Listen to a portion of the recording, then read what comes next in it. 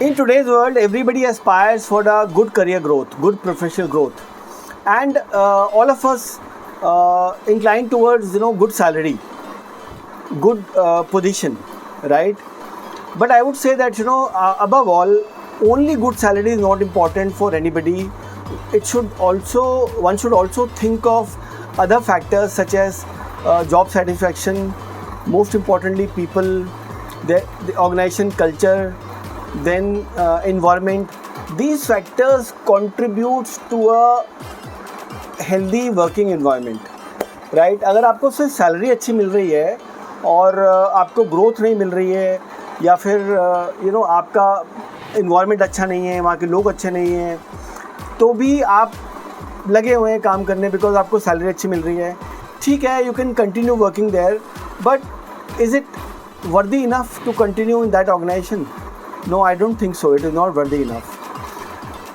One should always think of contributory factors, which contributes to a overall hygiene and health of anybody's career or job, right? कुछ organisations flat होती है जहाँ पे आपका ना promotion होती है, सैलरी भी एक तरह से आके रुक जाती है, you get minimal hike every year. So वहाँ से निकलना आई वुड ऑलवेज सजेस्ट कि yes, you should always look out and evaluate yourself outside in the market so that you get a good growth in terms of salary, in terms of exposure, in terms of position, in terms of your satisfaction level, in terms of your people and everything, right? कुछ organisations होती हैं जहाँ पे salary बहुत अच्छी होती है but बाकी कॉन्ट्रीब्यूटरी फैक्टर्स इतने अच्छे नहीं होते हैं, ठीक है? तो आप सोचते हो कि यार ठीक है, जो भी है eight the end of the month मेरे को सैलरी तो आ रही है ना अच्छी, बट कहीं ना कहीं आप अपनी खुद की जॉब से अपने आप से सेटिस्फाई नहीं होते हो, ठीक है? रोज़ आपको स्ट्रेस रहता है, टेंशन रहती है, आपको बहुत ज़्यादा एनर्जी वेस्ट करनी पड़ती है, just to get the things work done और गेट योर थिंग्स डन, और maybe you get your own job done, right? तो आप उसी को अपना आधार मान लेते हो, ज़िंदगी मान लेते हो कि नहीं मेरे को तो अच्छी सैलरी मिल रही है, तो what else I need, let me continue in this job. But I would say that at the end of the day one should always think about other factors which are most important. जैसे मैंने आपको बताया, job satisfaction, people, culture of the organisation, environment of the organisation, ये बहुत important होते हैं, ठीक है? जब आपको ये सब कुछ मिलता है तो I would say that is a perfect match, right? तो ये बड़ा इंपॉर्टेंट चीज़ है. Let me quote an example to you, right? If somebody is working overseas, there he is gone on a project. अब प्रोजेक्ट मान लो 1 साल चला, 2 साल चला, and project is over now. What else? The company has given you green signal that now you may go to India, back to India, right? But that individual doesn't want to come back to India. He says that I want to stay here because मैंने अपने घर वालों से, अपने दोस्तों से, अपनी family से, सोसाइटी से ये बोला हुआ है कि मैं बाहर आया हुआ हूँ, बाहर आके मैं काम कर रहा हूँ, and I am kind of trying to establish myself here. But what if a project gets over, he has to come back to his origin country. वो नहीं आना चाहता. तो मैंने सुना ऐसा बहुत कि वो क्या करता है, वो अपनी मैनेजमेंट को बोलता है मुझे कुछ भी दे दो. Even if you are a finance guy, he says I am ready to do an operation job, I am ready to do an sales job, मैं कुछ भी कर लूँगा यहाँ पे, बट मुझे यही रहना है, सो दैट वो अपनी ओरिजिन कंट्री में बता सके कि मैं वहाँ पे हूँ और मैं ये काम कर रहा हूँ, वो काम कर रहा हूँ, चाहे काम कुछ भी कर रहा है, उसको पैसे मिल रहे हैं, he is happy there. Actually speaking, he is not happy there. Internally he is not satisfied, he is not happy. He is only working there for the monetary benefit. Monetary terms में देखा जाए तो उसको वहाँ पे salary मिल रही है अच्छी, वो उसी से खुश है.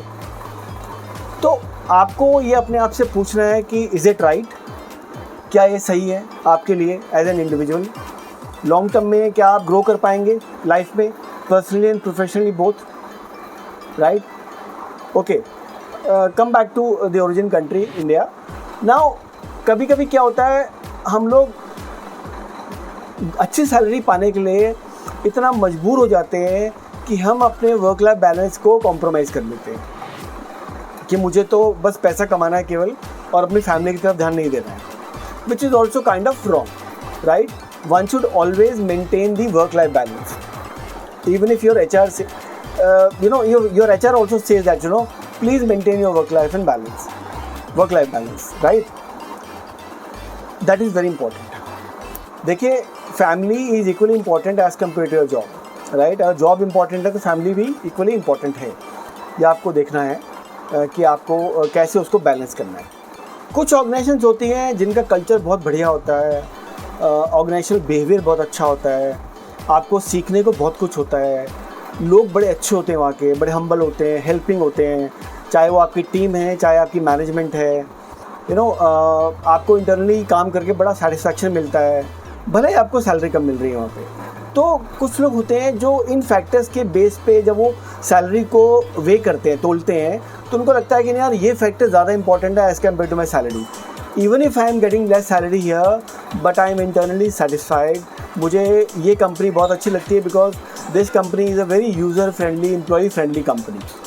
सैलरी भले ही कम देती है बट अदरवाइज यहाँ पे काम करने का मज़ा अलग है, राइट? यहाँ पे बेनिफिट्स और ज़्यादा हैं, जैसे मेडिकल बेनिफिट्स कुछ कंपनीज़ में अच्छा होता है, कुछ कंपनी में अदर पर्क्स बहुत अच्छे होते हैं, ठीक है? सैलरी इतनी अच्छी नहीं होती है, ल्यूक्रेटिव नहीं होती है, तो कुछ लोग ऐसी कंपनी नहीं छोड़ते, ठीक है? क्योंकि those companies believe in taking care of their employee very well, right? ऐसा नहीं है सैलरी हैक नहीं होता है, प्रमोशन नहीं होती, सब कुछ होता है, बट गुड सैलरी की बात जहाँ पे हम करें, देखिए आपको कोई अच्छी सैलरी देगा आपकी एक्सपेक्टेशन से ज़्यादा, ठीक है? तो जाहिर बात है वो आपसे काम भी उतना लेगा, ठीक है ना? वो आपको निचोड़ लेगा पूरी तरह से. ये तो बात मानते हैं आप, ठीक है ना? तो ये बड़ा इंपॉर्टेंट फैक्टर है. तो दोस्तों, please don't run after good salary. One should always, but don't run after good salary. Please evaluate your current job and see the other factors versus salary. ठीक है? मैं एक बार फिर दोहराऊंगा जो दूसरे फैक्टर्स हैं. सबसे पहला job satisfaction, then your people, then your employee culture of the organisation, organisational behaviour, right? ये 4-5 फैक्टर्स होते हैं जो बड़े इंपॉर्टेंट होते हैं, जिनको आपको इक्वली कंसीडर करना चाहिए as compare to your salary. Okay, please take care of these aspects well, and I'm sure you will think decisively and take a decision. Okay, बस आज के लिए इतना है. I'm done for today. Thank you very much for listening to me and watching me. Take care.